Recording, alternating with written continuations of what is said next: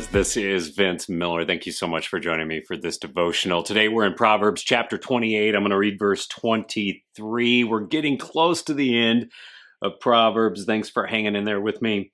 Here's how it reads. Whoever rebukes a man will afterward find more favor than he who flatters with his tongue. You know, there have been several times in my life that I have been rebuked or had to rebuke another man. It's always somewhat of an uncomfortable event. It doesn't matter which side you're on. You could be receiving a rebuke, that's hard.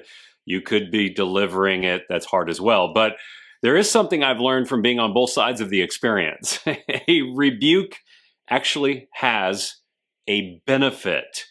So when we speak it, we should deliver it for the benefit of the other person.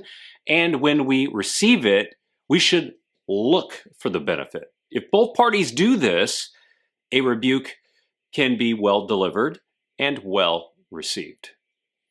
But this is rarely the case, right? That's because usually a rebuke involves a lot of emotion. There's usually emotion in how it's delivered by the offender, and there's usually emotion in how it's received by the offended, maybe.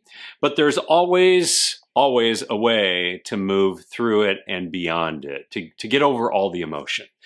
It's for both parties just to focus on the benefit.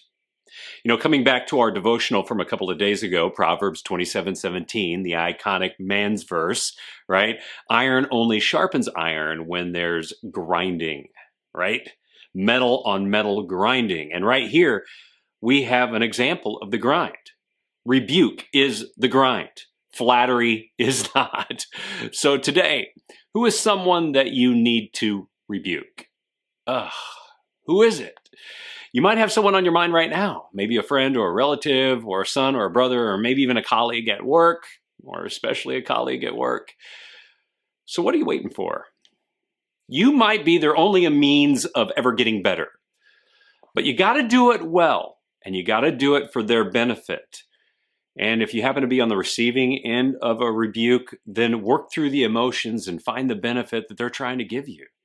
And when you're done, you both might discover you are better men. I know, tough one today. Take it well. Share it with someone you know, maybe not someone you're actually going to rebuke, maybe someone who needs to share or receive a rebuke. And with that, I'll see you right back here again tomorrow.